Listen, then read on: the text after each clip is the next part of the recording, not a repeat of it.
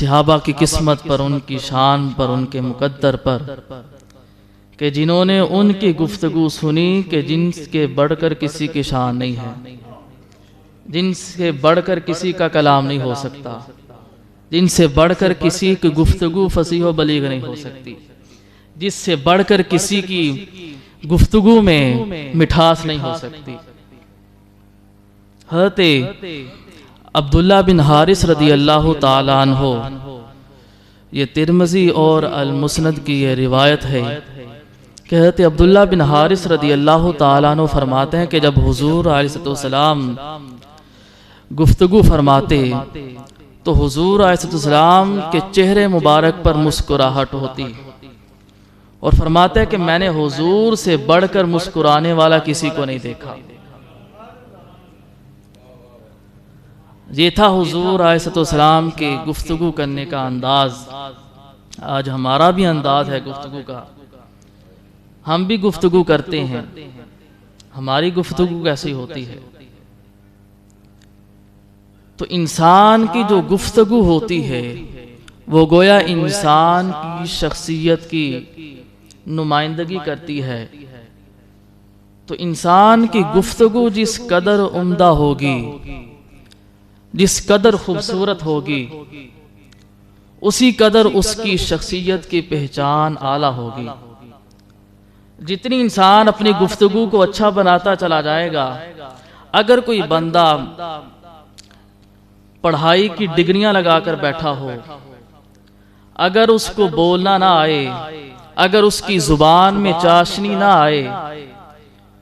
تو سننے والا کہے گا کہ پتہ نہیں یار یہ کیا پڑھ کر آ گیا ہے، یہ کیسی گفتگو کر رہا ہے۔ تو جب تک انسان بولتا نہیں ہے، گفتگو نہیں کرتا، اس کی شخصیت کا پتہ نہیں چلتا، اس کے معیار کا پتہ نہیں چلتا، اس کی صلاحیت کا پتہ نہیں چلتا۔ تو جب انسان بات کرتا ہے، گفتگو کرتا ہے، تو وہ جو انسان کے اندر چھپی صلاحیتیں ہوتی ہیں، جو قابلیتیں ہوتی ہیں، جو فن ہوتا ہے، جو ہنر ہوتا ہے، جو کامیابی ہوتی ہے، وہ انسان کی گفتگو سے واضح ہوتی ہے۔ تو انسان کی گفتگو جس انداز سے عمدہ ہوگی، جس قدر بہتر ہوگی،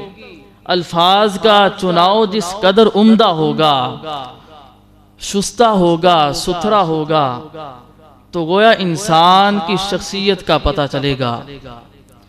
تو تاجدار کائنات صلی اللہ علیہ وآلہ وسلم کے پاس حضرت انس رضی اللہ تعالیٰ عنہ فرماتے ہیں کہ اگر کوئی شخص کسی دنیاوی مقصد کے لیے حضور کے پاس آ جاتا، کوئی بھی اس کو غرض ہوتی دنیاوی اعتبار سے، مگر جب حضور سے وہ کلام کرتا، حضور اس سے بات کرتے، فرمایا شام ہونے تک، شام سے پہلے پہلے فرمایا اس کے دل میں اسلام کی محبت پیدا ہو جاتی۔ تو یہ کمال کس کا ہے؟ گفتگو کا، کہ حضور کی گفتگو ایسی ہوتی، انداز محبت ایسا ہوتا، انداز گفتگو ایسا ہوتا کہ چاہے آنے والا کوئی بھی کسی بھی مقصد کے لیے آیا ہو، وہ چاہے کسی بھی مذہب سے تعلق رکھتا ہو، مگر حضور کی گفتگو ایسی ہوتی، حضور کا کلام ایسا ہوتا کہ وہ حضور کی گفتگو سن کر اس کے دل میں اسلام کی محبت پیدا ہو جاتی۔ اور مزہ بھی تو یہی ہے نا انسان کا، زندگی گزارنے کا، اور انسان کے کامیاب ہونے کا مزہ بھی تب ہے کہ انسان ایسا اپنے آپ کو بنا لے، انسان کی گفتگو ایسی ہو کہ لوگ خود بخود اس کی طرف چلے آئیں۔ حضرت امام جعفر صادق رضی اللہ تعالیٰ عنہ کے پاس ایک شخص آیا، کہا کہ حضرت میں فلاں علاقے میں تبلیغ کے لیے جا رہا ہوں، دعوت اسلام کے لیے جا رہا ہوں، تو کوئی نصیحت فرما دیں۔ تو فرمایا کہ تم اسلام کی دعوت کے لیے جا رہے ہو، تبلیغ کے لیے جا رہے ہو، تو فرمایا کہ تمہیں کہنے کی ضرورت نہ پڑے۔ یہ بہت بڑی بات ہے۔ اگر انسان اس کلمات کے ان کلمات کے ان الفاظ کی گہرائی میں جائے نا، یہ نہیں کہا کہ تو یہ اس علم کا دس دینا، تو وہاں پر جا کر اس علم پر بات کرنا، لوگ تمہاری طرف مائل ہوں گے، لوگ اسلام کی طرف مائل ہوں گے، بلکہ کہا کہ تمہیں کہنے نہ پڑے، تمہیں بتانا نہ پڑے اسلام یہ ہے، تمہیں کہنا نہ پڑے کہ اسلام اس چیز کی دعوت دیتا ہے، گویا تمہارا کردار ایسا ہو، تمہاری گفتگو ایسی ہو کہ لوگ خود بخود اسلام کی طرف چلے آئیں۔ یہ ہے مزہ گفتگو کا، تب ہے انسان کے کامل ہونے کی کامیابی، کہ انسان کی گفتگو سے پتہ چلے کہ اس کا کردار کیسا ہے۔ فرمایا تمہیں بتانا نہ پڑے کہ اسلام یہ کہتا ہے، بلکہ تمہارا کردار ہی ایسا ہو، تمہارا اوڑھنا بچھونا ہی ایسا ہو کہ لوگ دیکھ کر کہیں کہ اس کا یہ اسلام ہے، یہ مصطفیٰ کا امتی ہے۔ تو انسان کی گفتگو فرمایا ایسی ہو۔ اور حضرت کعب بن مالک رضی اللہ تعالیٰ عنہ جب غزوہ تبوک سے پیچھے رہ گئے، توبہ کرنے کے بعد حضور کی بارگاہ میں حاضر ہوئے، تو حضور علیہ السلام مسکرائے، خوش ہوئے۔ تو حضرت کعب بن مالک رضی اللہ تعالیٰ عنہ فرماتے ہیں کہ جب حضور علیہ السلام مسکراتے، خوش ہوتے، تو فرمایا کہ حضور کی جو مسکراہٹ تھی گویا وہ چاند کا ٹکڑا ہوتی۔ متفق علیہ حدیث پاک ہے بخاری اور مسلم کی۔ فرمایا کہ جب حضور مسکراتے تو حضور کی جو مسکراہٹ ہوتی، فرمایا گویا وہ چاند کا ٹکڑا ہے۔ اب یہاں پر ایک سوال پیدا ہوتا ہے، وہ بڑا دلچسپ ہے یہ سوال، غور کیجئے۔ آپ نے فرمایا کہ جو حضور کی مسکراہٹ فرمایا ایسی ہوتی جیسے گویا وہ چاند کا ٹکڑا ہوتی، اب لاکھوں چاند مصطفیٰ کی ذات پہ قربان جا، چاند کا مقابلہ حضور کی ذات سے تو کیا نہیں جا سکتا، مگر لوگوں کو سمجھایا، ہمیں سمجھایا کہ آج اگر کوئی کسی کو تشبیہ دیتا ہے، اگر ماں باپ اپنے بیٹے کو تشبیہ دیتے ہیں، اگر استاد اپنے شاگرد کو تشبیہ دیتا ہے کہ میرا بیٹا، میرا شاگرد چاند جیسا حسین ہے،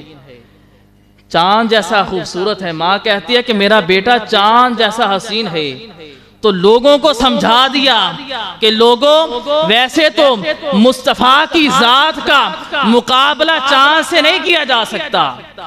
بس یہ تمہاری عقل اتنی ہے، تمہاری سوچ اتنی ہے کہ انسانی عقل چاند کی خوبصورتی تک جاتی ہے، چاند سے بڑھ کر تو کوئی انسان کسی کی خوبصورتی کی مثال نہیں دیتا، بلکہ فرمایا اس لیے چاند تک ٹکڑا حضور جب مسکراتے تو حضور کی جو مسکراہٹ ہے فرمایا وہ چاند کا ٹکڑا ہوتی، اس لیے کہ چاند سے بڑھ کر دنیا میں اور کوئی کسی کی حسین ہونے کی مثال نہیں دیتا۔ تو فرمایا کہ بس تمہیں سمجھانے کے لیے وہ جو مسکراہٹ ہوتی مصطفیٰ کی، فرمایا گویا ایسے ہے جیسے وہ چاند کا ٹکڑا ہو،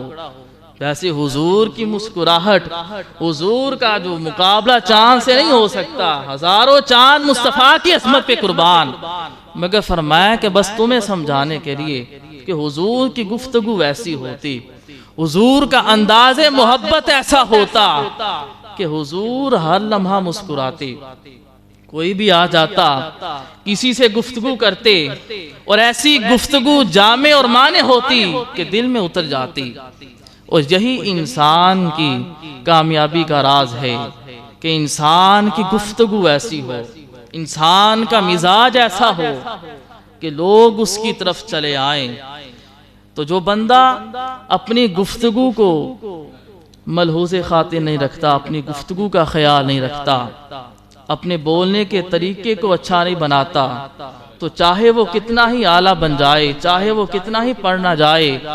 مگر وہ بندہ کبھی بھی کامیاب نہیں ہو سکتا، کبھی بھی لوگ اس سے متاثر نہیں ہو سکتے۔ تو جب تک انسان کی گفتگو اچھی نہیں، بہت سارے ایسے معاملات ہیں، بہت سارے ایسے جھگڑے ہیں کہ انسان کی گفتگو سے ہی ہو جاتے ہیں، اور آج بہت سارے مسائل انسانی گفتگو سے پیدا ہو رہے ہیں۔ انسان باتوں باتوں میں بات ہی ایسی کر جاتا ہے، الفاظ ہی ایسے نکال دیتا ہے